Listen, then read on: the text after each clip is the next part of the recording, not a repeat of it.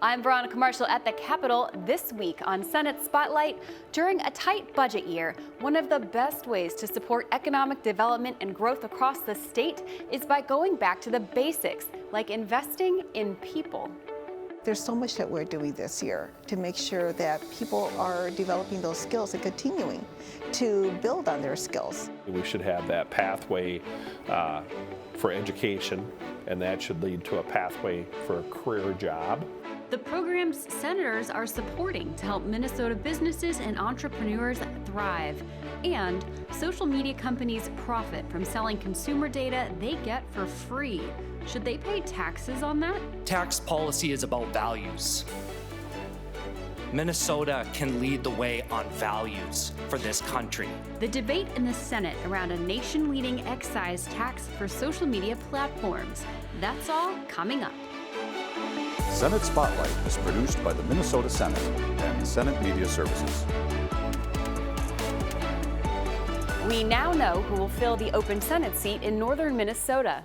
With just over 60% of the vote, Republican Carrie Heintzman was voted in via a special election to represent Senate District 6. The district includes parts of Cass, Crow Wing, and Itasca counties. The senator-elect is expected to officially be sworn in next week.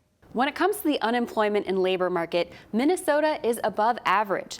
Though our unemployment rate rose to 3.1% in March, it's still lower than the national unemployment rate of 4.2%.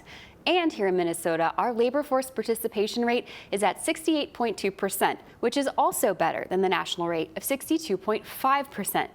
But that doesn't mean our work on that front is done. Joining me now is DFL Senator Susan Pha, who is tasked with improving the state's economic outlook through workforce development, unemployment compensation, and other strategies. Senator, thank you for being here. Oh, I'm happy to be here. Thank you for having me. Absolutely. So, Senator, through your work on the Jobs and Economic Development Committee, you hear from a variety of businesses and owners, and you've talked personally about how small businesses play a crucial role in their communities. Does their impact reach farther than that? How big of an impact do they have on us statewide? Yeah, so in Minnesota, we have 525,000 small businesses that employs about 45 to 50% of our entire workforce, which is fantastic. As a small business owner myself, someone who's been an entrepreneur my entire adult life, I know how important small businesses are and entrepreneurs are in our communities. Small businesses really boost the economy of their local economy, wherever they're placed. But not only that, but they do impact the entire Minnesota economy. So they're super important in our state. That 45 to 50% number is incredible for us. It must mean that we have a very welcoming community for those type of businesses. But what kind of challenges do the small businesses and entrepreneurs face here? I think the biggest challenges they have is really access to funding. So banking resources, and then also technical assistance, whether that's legal advice or just business advice in general. You have to have the funds in order to get access to some of those professional services. And so I think that's a challenge for our small businesses, especially for the really small businesses that are under 5 employees. Yeah, well, you mentioned technical assistance and advice, and you have a bill kind of targeting that. You have Senate File 1521, which asks to maintain the current funding for the state's Small Business Assistance Partnership Program. So talk to me about what that program does and what successes it has seen. Yeah, so that program, we were trying to give it more funding this year above its $12.8 million base funding. But, this year's a hard budget year, and so we weren't able to do that. But we're hoping that it will still be able to make an impact on our small businesses, especially those that need, again, the technical assistance. Those funding goes out to our nonprofits and our local governments to work with small businesses. So we're hoping that through that program, we will be able to reach those small businesses that need that help. Yeah, help them succeed. Yeah. So we've talked about the smaller businesses, but do we have anything this session that aims at enticing bigger businesses to relocate here or retaining the ones we do have? We love to keep our businesses that are here that are strong employers. But the number one thing we have to think about is skills and talent. And so that's really important. That means investing in people to make sure that they're able to develop the skills and develop new skills as jobs change. So that's really important, and that's what we've heard from our employers. I love that phrase, investing in people. So the omnibus bill are out. We passed that third deadline. So what priorities or initiatives did the committee's resources focus on the most this session? This session, we're focusing mainly on workforce development, on education, small business technical assistance, and really about economic growth. Senator Champion has been a huge advocate when it comes to making sure that we take care of all Minnesota businesses and entrepreneurs, and honestly, Minnesotans. We're giving them the opportunities to succeed and to start up a business or to make sure that their business thrives. And I really believe that this year's omnibus bill does that. Well, speaking of the resources, budget targets came out and your committee received an increase in its funding over the next few fiscal years. So why do you think that was the case? I think that the reason why we got an increase is because we know that we have to invest in our small businesses and in our economy if we want our economy to be strong. And if we stop investing, that also means that our economy is going to start seeing a decline, and we don't want that to happen. We know that at the federal level, there's all kinds of cuts, so that means that we can't have those cuts here. We have to make those investments. That's right. They say you have to spend money to make money, right? Yeah. Switching slightly to Minnesota's workforce, we've been told that our workforce is aging out, and that's giving us some shortages across a variety of industries. So is there anything we can do at the state level to help with that? We know that multiple professions are vulnerable to our aging population. So we have to make sure that we address that. One of the things that we have this year is called the Resilience Partnership, which helps people who are displaced due to whether it's age, skills, divorce, unplanned job loss, for them to get back into the workforce. So that's really important. The other bill that I am sponsoring is the Carts to Career bill, and that helps workers with training to meet specific licensure and skills to help them to advance in their career. So those are just two examples, but there's so much that we're doing this year to make sure that people are developing those skills and continuing to build on their skills so that they can remain in the workforce or that they can move across careers if that's what they choose to do. Senator, you're also on the Housing and Homelessness Prevention Committee, and you've supported housing bills and reform packages. So talk to me about the intersection between these committees and how lifting one up might lift the other. Workforce development helps people build on their skills, which means that they can get higher paying jobs, livable wage jobs. And when that happens, that also means that there's stability in housing. Higher pay, affordable housing, it really goes hand in hand, because now we don't have to worry about people not being able to afford the homes that they depend on for stability for their families. The other thing is that we invested $1 billion into housing in 2023, many of it targeting new development, new housing development, and affordable housing development. And so I think that really goes hand in hand, because when we invest $1 billion, that also means jobs. That also means construction jobs in every trade that comes along with that. And so it really is hand in hand. Senator, I know that the jobs, or actually the housing and homelessness omnibus bill was just approved on the floor this week, so congratulations. Is there anything else you'd like to say on these topics? In my district specifically, we're funding a program called Brooklyn, and it's one that's close to my heart. I actually, before coming to the Senate, I was a city council member and vice mayor in my city of Brooklyn Park for 6 years. And Brooklyn was really close to me because I worked with the youth there. That's a program that helps the youth develop opportunities that they can get internships, they can get work experience, they can get mentorship. It's so important for us to get our young people connected to those opportunities, because they're going to be our future workforce. And so that's a project that I love and that's close to me. Oh, well, thank you for talking about that, Senator, and thank you for being here today.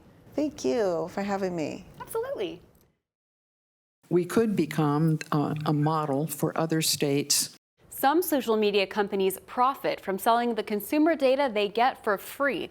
But here in Minnesota, that could change. DFL Senator Ann Rest has introduced Senate File 3197. If passed, the bill would make Minnesota the first state in the country to tax social media companies. The excise tax has different tiers based on the platform's number of users. Smaller social media platforms would pay nothing, whereas platforms with more than 1 million monthly Minnesotan users could face a base fee of $165,000 a month. The tax could generate $46 million in its first fiscal year and just under $100 million annually after that. This bill is badly needed because it provides revenue that could be used to help those that will be hurt if the social safety net is shredded. If we don't commit to raising revenues to help those who will be hurt, our state will really be headed towards a crisis. After the testimony, senators debated the bill's compliance with the Internet Tax Freedom Act and how that could have it challenged in court. Another concern was the impact the tax could have on the state's small businesses. Our state is not in a position to bank, so to speak, balancing a $6 billion budget based upon a very risky proposal. This is the big tobacco fight of our generation, and we can fight it and we can win it here in Minnesota. We think here with this bill that we're only taxing those big social media companies. However, how do they pay for their services? It's through the advertising. And quite frankly, if you don't believe that the cost of their advertising is going to go up as a result of a new tax, I think you're kidding yourself. This is simply modernizing our tax structure to reflect our current economy. After a vote, the bill was laid over for possible inclusion in the Taxes Committee's omnibus bill. Improving the state's economy doesn't always call for large-scale initiatives. With me now is Republican Senator Rich Draheim, who says getting back to the basics can help grow Minnesota's economy for everyone. Senator, welcome to Senate Spotlight. Thanks for having me. All right, Senator, your bill, Senate File 227, garnered bipartisan support after it was heard. It aims to create a grant program for tax-stressed cities so that they can demolish blight structures. So talk me through the bill and what inspired you to write it. Well, my district is very long and skinny, so I have 7 counties, and most of the communities in my 7-county area are smaller communities. So this bill was directed towards the lower tax-based communities that don't have a ton of resources to keep their community up. And in visiting with a couple of them, they had properties they wish they could afford to tear down, safety issue, and then potential redevelopment. And we have this program that is used for economic growth, and I thought this was a great fit for that program to just expand it a little bit. It was a match, so the community would have some skin in the game, and then the state would also help out. But it was meant just for kind of the poorest tax-based parts of our state. And Senator, aside from being eyesores and unsafe, what kind of economic impact do blighted buildings have on their communities? Well, you think about it. Do you want to invest in a building next to a half tore down building, or a building with broken windows, or maybe a fire hazard? And you know, a lot of these communities have all volunteer fire departments, which is a whole nother issue that we have, trying to recruit our first responders and our volunteer fire departments. So it's a safety issue also, you know, with the fire threat.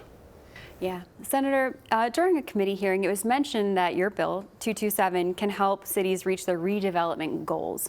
So what other major redevelopment trends or needs are you hearing about? You know, the number one we hear, not just on the commercial side, but on the housing side, is the cost of infrastructure. So I've had many bills over the years with help with the infrastructure. So if you have a small community, especially like this bill was geared towards the lower tax-based communities, to put in a street infrastructure for just like one row of new housing. Most cities can't afford to do that. And when I started working on that bill, the cost for infrastructure for a block of houses was about $33,000 per lot. The cost to put in the water, sewer, et cetera, the road, gutter, sidewalk, lights, whatever. And now that's approaching $100,000 per lot. And so if we want to maintain our small communities, we have to make sure that they have daycare and housing and, a lot of the topics we hear about all over the state. But it's even harder in these smaller communities without a tax base. Senator, proposing new initiatives that cost money is kind of a tough sell right now, considering where the state is economically and with our budget forecast. Were you concerned that that forecast would impact the progress of this bill or other initiatives like it? Of course, timing's everything. And there are a lot of bills that I've worked on. I'll probably have 100 bills this year. And I write a lot of bills every year. And sometimes I'm just planning the idea for the appropriate time.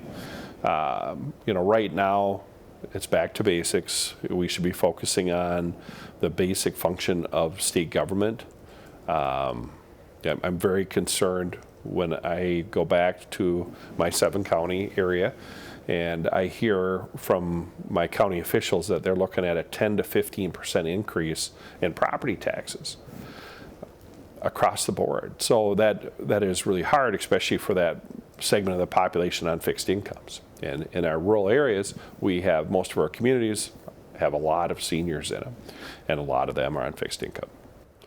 Senator, talking about the budget, one idea that has been floated to help balance it is rooting out fraud and waste. And you have a bill, Senate File 240, which relates to nonprofits, that helps to aim with that. So talk me through that bill. So we've seen an increase in use of state grants. Just cutting a check to mainly nonprofits, almost exclusively nonprofits. And, hit me one day when we had a nonprofit come in and ask for $500,000. And when looking on the 990 tax form that most nonprofits fill out, there's also another form that some other ones can fill out. But the executive was paid $500,000 a year. And it's hard for me to go back to my counties, and most of them are below average income counties, and say, hey, we want to give you your tax dollars so we can give it to a nonprofit that pays their executive a lot of money, at least for our area. And by the way, the nonprofit will only serve Minneapolis or St. Paul and not the whole state. So that is kind of part of why I did it. I remember when I was on the Health and Human Service Committee, we had a nonprofit healthcare provider that paid their top 16 executives $32 million. And that was probably 6 years ago. So, the whole definition of nonprofit, I think, needs to be looked at. And it's hard to give state tax dollars to a nonprofit that can afford to pay their executives that much money. During the hearing for this bill, there was some pushback from certain nonprofits that said that it would hurt their ability to retain and recruit talent to run these organizations that help vulnerable populations. What is your response to that? Well, when you look at the total compensation for the governor, and it's more than just his payroll, so he makes around $150,000, a little under that a year. But when you add in all the other benefits or compensation as defined, it'll be a little over $200,000. So you take 125% of that, I think that's quite a bit. And if it's truly a nonprofit meant to help serve the community, I don't think we need to be paying those executives that much. And when you look at the list of nonprofits and the executive pay, you will be astonished on some of them making millions of dollars for either financial institutions or medical institutions. And if they want to pay them that's fine. But just don't come and ask for state dollars, because I have a lot of nonprofits that pay their executives nothing, and it's totally volunteer. And I would rather fund something like that than an organization that can pay, let's say, $721,000 to a food shelf, their executive. And that nonprofit did great work. Nothing against that. But it is hard to swallow. And when you mentioned the governor's compensation, you meant that it seems odd that they'd be making so much more than the governor? Correct. We used to have a state law that you had to get a special exemption to make more than the governor. And now, you know, you look at the U of M, I think they had a few years ago 2,100 employees that make more than the governor. So, you know, at some point, you know, we have to evaluate what our priorities are. And then I go back into my district and we're cutting my nursing homes by $15 million. And, you know, our long-term care, we're shifting a whole bunch of expense onto our counties, et cetera. All the taxes will go up for our cities, our schools, are laying off teachers and paras, et cetera. So at some point we have to go back, what I call the basics, and reprioritize. And to me, we should have that pathway for education, and that should lead to a pathway for a career job, and then we should have a pathway to home ownership. Pretty basic. Yeah. A report from the Office of the Legislative Auditor found that Minnesota's Department of Employment and Economic Development, or DEED, wasn't properly analyzing the impact of state-funded grants to nonprofits for their workforce programs. Do you think Minnesota needs greater reform in how it interacts with its nonprofits? I've been a broken record on that for 9 years. You know, I think there's a couple different camps on that. There's the grant, like we currently do a lot of. There's one that's kind of pay for performance or fee for service.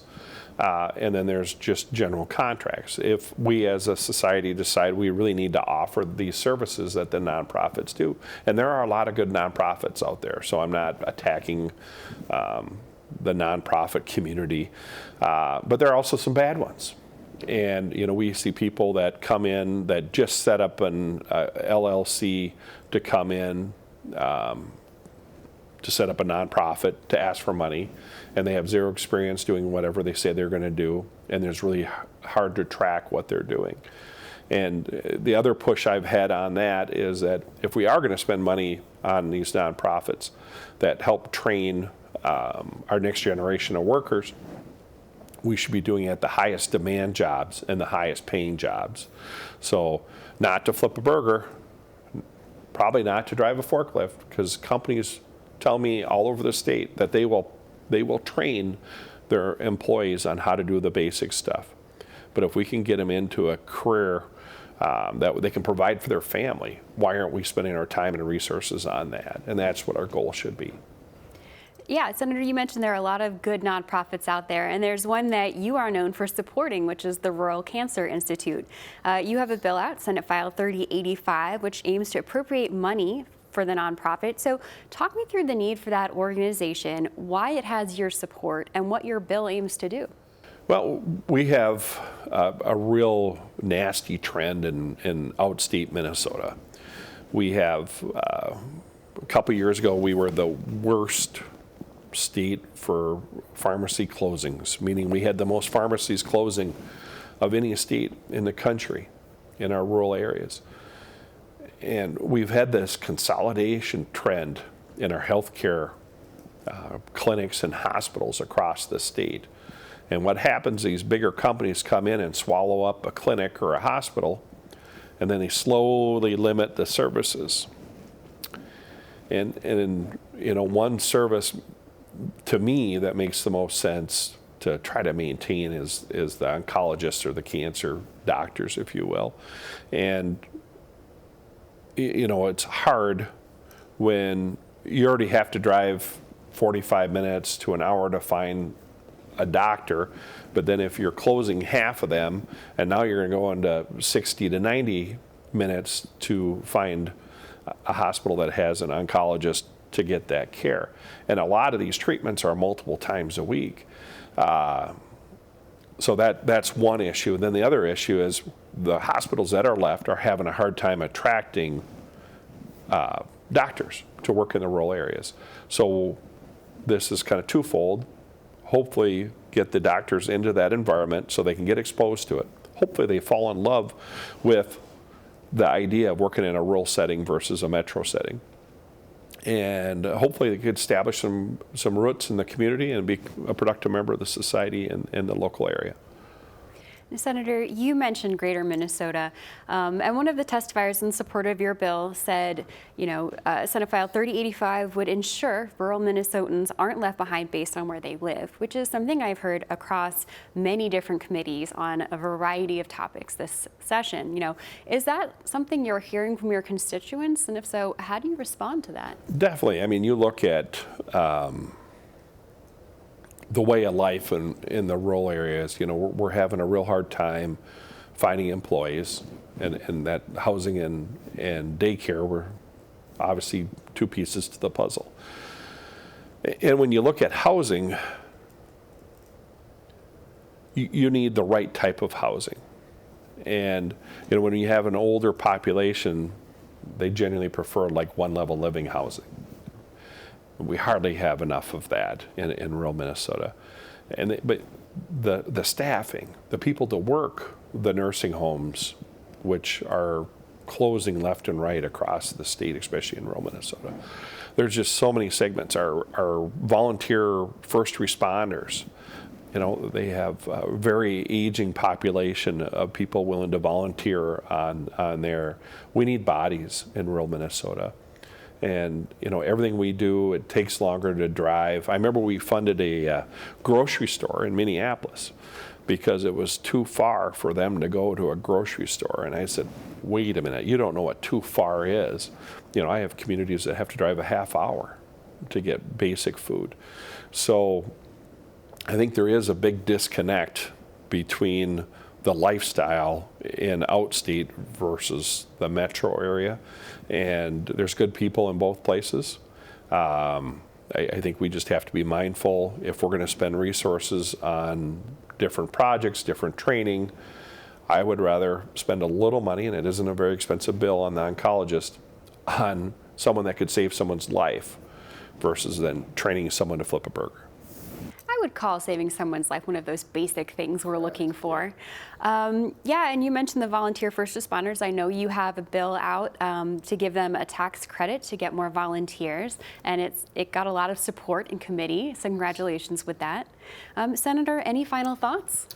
No, I appreciate the opportunity to come in and discuss some of my bills, and hopefully we can get done on time and have a bill that helps cut away at that $6 billion deficit that's looming. All right. Thank you so much for your time, Senator. Yep, thank you. The Senate passed the Cannabis Omnibus Bill this week in a close vote of 34 to 32. If you'd like to watch the discussion and debate in full for yourself, head over to our YouTube channel at MN Senate Media. And if you subscribe to our channel, you can also receive notifications when committee meetings and floor sessions are happening live, so you won't miss a thing. That's all the time we have today. Thank you for joining us, and see you next time.